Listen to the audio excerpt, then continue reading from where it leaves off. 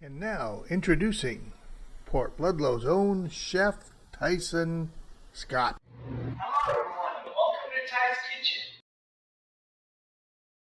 Okay, so yeah, with my crustless quiche, it's basically, I use liquid egg or whatever eggs, you scramble them up, cream cheese, regular cheese, peppers, any kind of thing you want in. If you want a vegetarian, leftovers work great. I mean, your cauliflower, broccoli from the night before, your veggie mix, whatever else. The key ingredient is, of course, some flour to make it rise. And then, of course, you put some baking powder. And that'll give it that nice fluff and separation. My quiche, I always serve it with sour cream and salsa. So we're going to just go with this.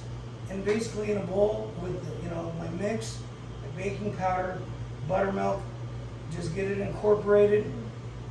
Of course, I got some side flour. And just spread a little bit of that out.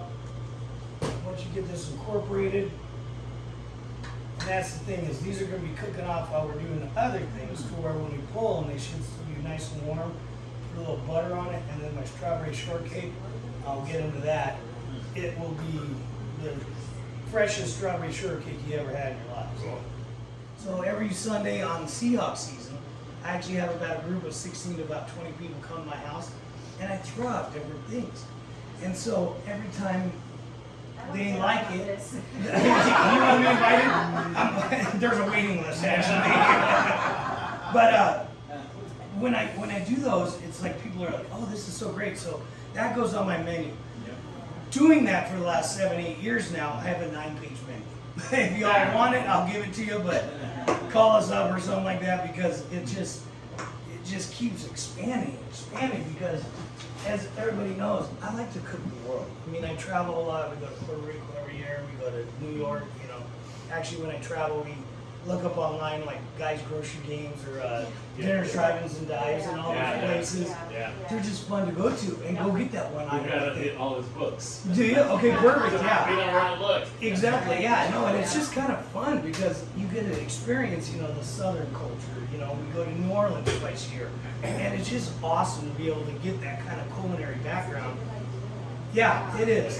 Yeah. So every time you guys travel, just look up where you're going. So basically, with buttermilk biscuits, you just do what I call is a fold in, fold out. So you fold in because you want those. It's kind of that layering process, and you want it to where it doesn't stick. Unfortunately, when people say when I die they're going to bury me with heavy cream, butter, flour, and sugar. That's the kind of cook I am. The way you do it is, it's the layering of things. It's like with anything, with life. You just don't go into a house. You got to start with a foundation. If that foundation isn't accurate, it ain't going to build a good house. So basically, with recipes, when you layer them and you get those flavor profiles, I call it, that come out at each stage, then that final product is just yummy. So basically, we're just gonna cut out some biscuits. I already buttered my pan here, so we're just gonna make some biscuits for everybody. These, great tool to have. Scissors and a flat hat like this cleans up everything in a heartbeat.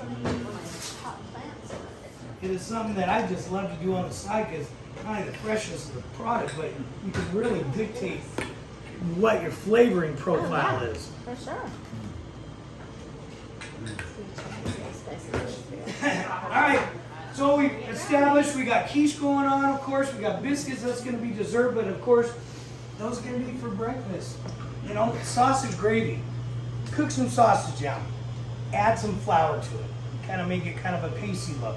Add some half and half or heavy cream or whole milk if you like.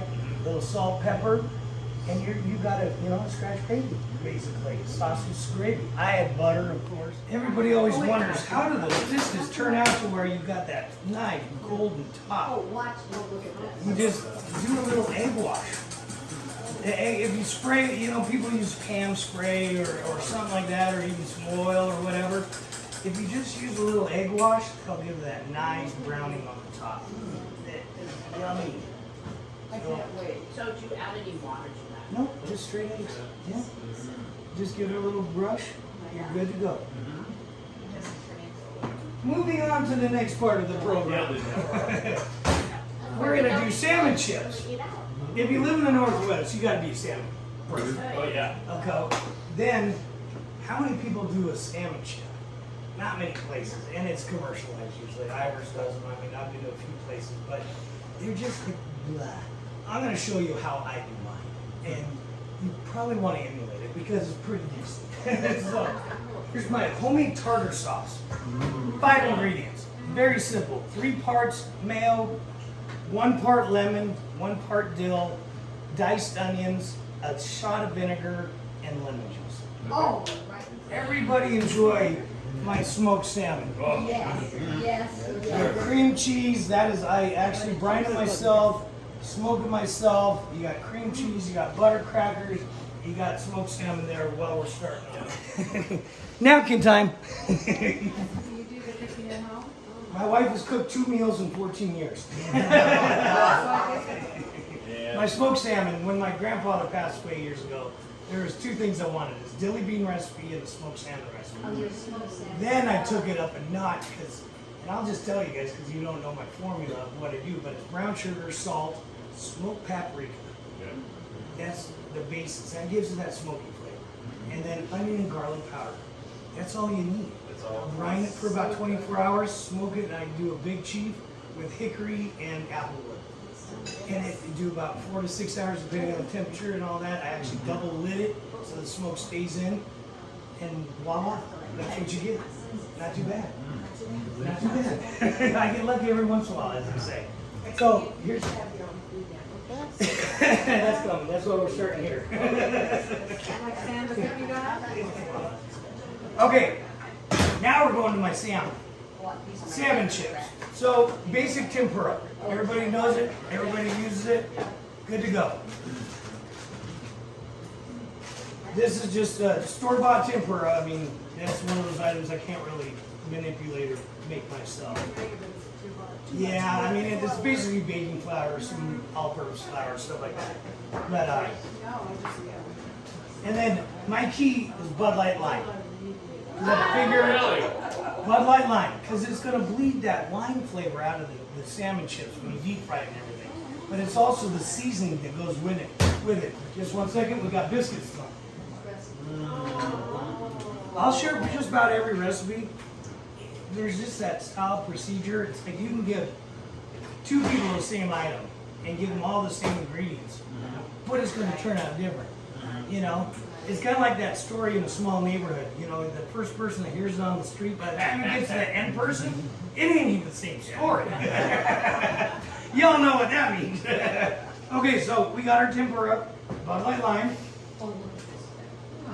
Just straightforward, simple like that. The key is when it comes to not only your tempura mix, but somewhere, is your seasoning. Season things through. Don't just season at the end. Get those layers that are created through. So, as I said, I don't use salt. So I start with my dill wheat, like that, a little fresh pepper, and then what I call is OGP, onion garlic powder. I just do a mix, and it's a flavor amplifier. So you can put OGP on just about anything, and it makes it better. And you don't really taste the garlic or the onion, it just fortifies and makes things taste better. So basically, there's a certain consistency that you want, because you want it to be almost, I always refer to flooring, is kind of like mastic. You almost want it like a glue, because you want it to stick to your product and not fall off. So, you know, your consistency, you know, you don't want it runny, you don't want it like, you know, thick paste. Basically, something like that. And you'll see the process here. I've got some already made up earlier. That. Yeah. So basically, the finished product looks like that. And I freeze it because it's better to deep fry. But just for your guys' sake. Freeze it? Yeah, well, I mean, I got fresh salmon, but yeah, once I make it, then I freeze it. Then I deep fry it. So it sticks together. 1 second, we got biscuits. I want those to just resonate with smell. So basically, with this mix, this is basically panko. Everybody knows panko. It's Chinese breadcrumbs, basically. So just a dry mix. Same thing with stuff. Yeah, tempura with my seasonings and all that. Same thing with your panko. Season it. You're gonna be eating it. You want the flavor going through it. So you basically add that same thing as your dill and your OGP. So when you got there, it just cooks through with the Bud Light lime, good fish, all this. So I mix it up like that. You can cut whatever kind of strips or whatever. Do your little dunk. So it coats it really nice. I press it into it so it kind of flattens and it makes it consistent. And bam. There you go. There's this is your salmon chip. Very simple. And you'll see here in a second. These are some that when you're having a party and stuff, you don't want to be sitting there cooking all the time. You want to entertain and do some stuff.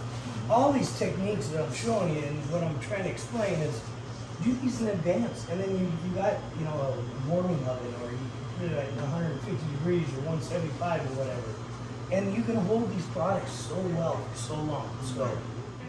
So of course I got a trooper heater in here. Not many people have it, but wow! Here's your salmon chips.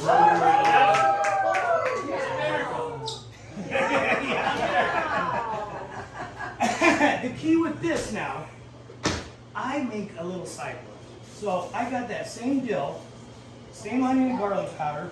And then I got this great product I buy all the time, real salt, sea salt. So that's about the only salting that I actually do with things. Is it like REAL salt? It's just, I get it at the co-op. But it's sea salt. It's just sea salt. So you can get it in, even the Himalayan pink salt, anything like that, it's all good. But what I do with my salmon chips, season stuff. Season from the beginning to the end. A lot of people are I had a food service rep years ago come over to my house to do my orders.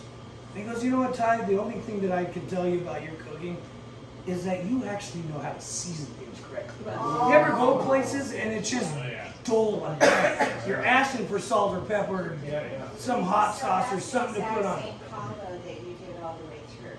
I just added salt. Yeah. And this is years of doing carpet is what's created this. Yeah. So. Oh my Lord, oh my Lord, oh my Lord.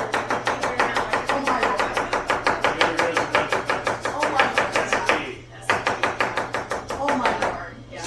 Roll your fingers. He was trained in the Is that kind of fun or what? When I have to shave lettuce and people are blown away.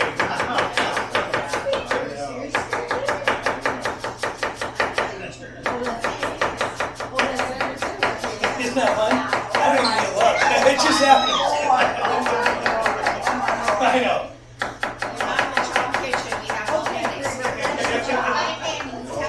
So that's how you kind of handle lettuce. Alright. Enough showing off. Enough showing off. Let's get you some salmon. Send the guys home to do it. Yeah. I do not recommend doing that. But the knives are very Because when it comes to presentation, when you're throwing a little party for your friends and stuff, you can just throw a piece of salmon on plates and tartar sauce. And throw a little lettuce underneath. Throw a little brioche bun on the side. They got a salmon sandwich. There you go. So, and then here's the tartar sauce I was explaining earlier about. So we can rotate that around. Yeah, I do not recommend doing that. Okay, so we're going to conclude with, we're going to do a salad. I'm going to show you asparagus. And then, of course, we got strawberry shortcake at the end. But, you gotta be blown away by my steak techniques. Filet mignon. Wow. My key is when you're doing anything liquid-wise, and I actually seal soups, because then you just throw it in a pot of water, but it always leaks out the top and doesn't create that good seal. Take a paper towel, cut it to the size of what you're doing, and it's kind of like a block. Oh my lord. So you can actually get something liquid without it feeding out and blowing that seal. So paper towel on the top, but I have my seasoning blend. Is a little bit of a Montreal steak seasoning, onion, garlic powder, a little smoked paprika, and then just the best quality meat. I go Costco for my fillets. Costco, they're very good. It's consistent, great stuff. So when you seal it like this, also when you're taking that oxygen out, the meat's kind of going, and then all that seasoning and stuff, it's just sitting in there. How does the meat go again? Montreal steak seasoning, onion, OGP, onion garlic powder, and just a splash of smoked paprika. Smoked And paprika. that'll give you that flavor note. You don't even, you're gonna see, I don't even throw it on a grill. I mean, I don't even barbecue my steaks. It's pan fried and thrown in the oven. But I'm not pan fried because I'll show you, I do my own garlic butter. So I infuse, 3 parts butter and 1 part garlic. Yeah, so everything gets cooked in that. So I'm going to show you my mandarin orange salad. This is one of my popular favorites. Yes. Spring greens. Yes. I Yes. had it many times. So we got some slivered almonds, Yes. of course, fresh mandarin oranges, purple onions diced up. You just do a nice gentle toss, of course. So good. Okay, now here's where if you want to use your How good is notepad. Carol? So good. So I'm not gonna make it in front of you because I can pull up blenders and everything else. But what you do, take a can of mandarin oranges, leave it in its syrup, dump it in a blender. You use grape poupon, lemon pepper, a little onion garlic powder, and then canola oil. And so basically, when you mix that first, then when you drizzle that canola oil, that's the emulsifier they call it, the binder.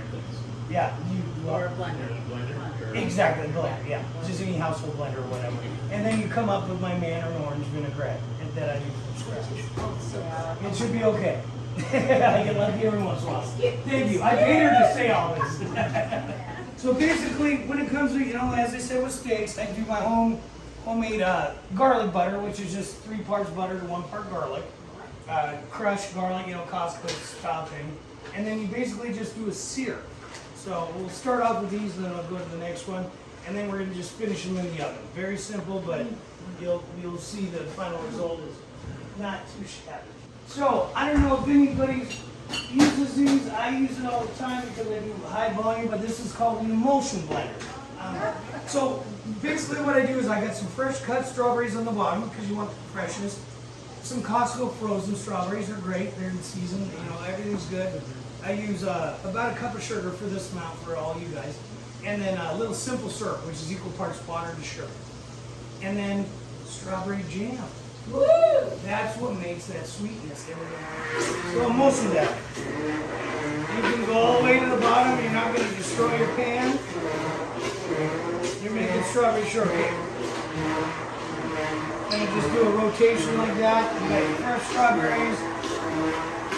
Some people like it a little chunkier, some will like it runnier. I do kind of a medium blend grade, so you've got some liquid that will soak into your biscuit, plus you got your chunkies from your strawberries. But you'll taste the difference when it comes to the strawberry jam. And I actually pan my own strawberry jam. Because I have no extra time on my hands. And I have 3 grandkids.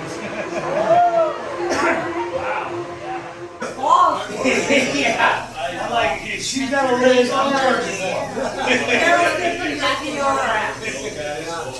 Oh, she's wonderful. Everything back in the work. That's why we kind of wanted to do this, because she wanted to spoil the friends and you guys. Fairly new. That's okay. Welcome. Okay, so we got all the steaks seared real quick. We're just going to throw these in the side pan. Oh my gosh. Yeah, these are all what I call baseball. I mean, they cut. You wouldn't be. No. She's got cause, that's even better. Yeah. So let me go throw those in the oven real quick. For the appetizer. Okay, now for your. Oh, you're kidding me. Oh my Heads up, people. Come on, you're here for a reason. Okay, same thing with the garlic butter. Very simple. The difference with my vegetables, what I do, it's not like a catering technique, but you guys can do it at home. Blanch them. Hot water. Any kind of vegetable. Broccoli, cauliflower, snap peas. I'm doing asparagus. And blanch them for about 2, 3, 4 minutes. Throw them in an ice pack. It retains that color. And then they should be crisp. Hopefully everything works out correctly. They should be crisp and kind of al dente because I don't like asparagus divided and it just spreads into. So get your butter going and all that good stuff. Throw in your fresh asparagus that's been blanched. Oh, I love it. Should be okay. Oh, the poor asparagus. Poor asparagus. Same thing. OGP, onion garlic powder. Why not? GBF. What's the Thysen. Thysen Oh, fucking yeah. garlic. You know, and as I said, don't be afraid to add a little bit extra because everybody likes garlic, right? And onion powder is just a flavor enhancer. So I wouldn't even know how to cook if it was like 500 years ago if we lived in like India where they didn't have garlic or something. You gotta have some flavor in this stuff. So, and then of course a little fresh grounds. And then basically since they've been blanched and are basically almost done, bless you, before you sin. Sorry. Hey, your father's been sitting here since my last It's just a biblical term. So yeah, we're just gonna do a little toss. And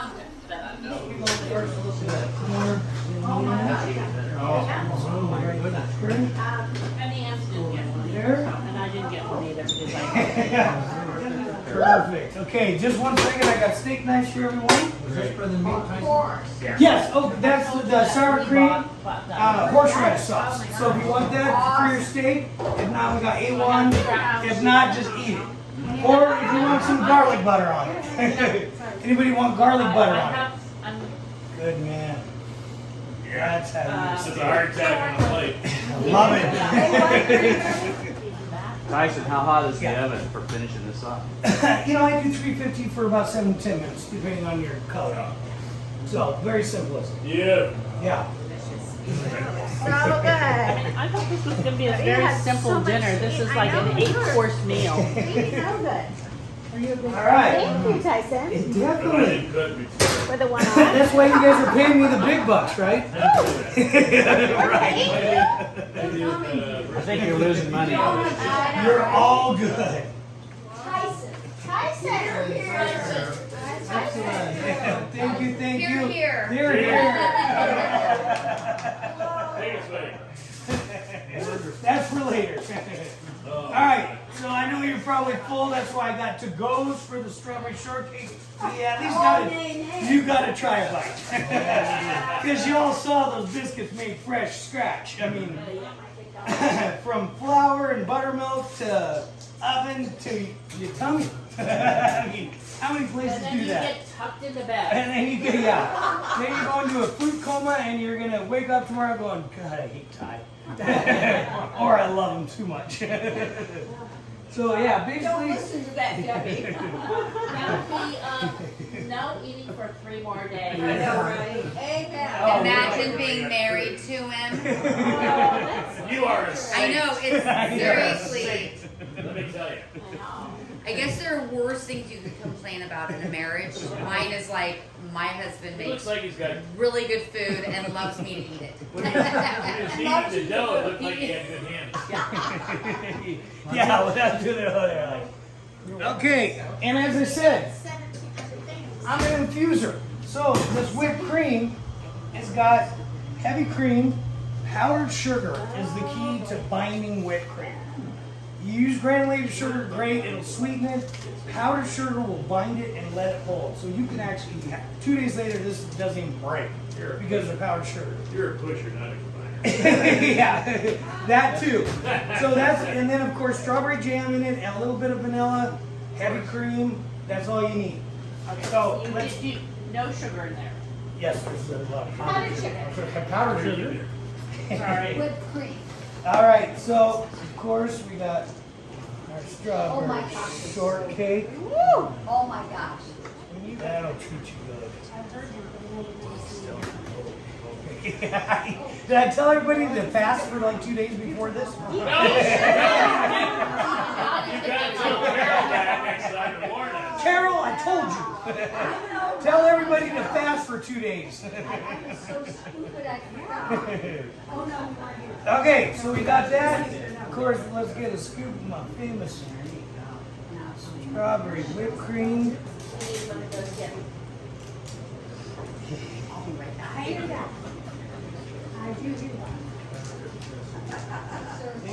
There was a place in Southern California where you could go just get carved cobbler. So when I moved up here and I saw cobbler, I have two on. How's that caught? oh, it's so good. I love all that gel. Oh my gosh. Big fan of the gel. Got it? Got it? Good? Got it? Do you want me to dip my finger in or? If you want it. Oh, right here. All right.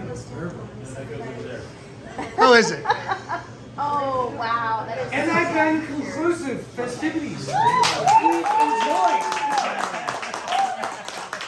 That's how you cook breakfast, lunch, and dinner for 10 people in less than 2 hours from scratch. Good night. Love you. God bless. Bye-bye.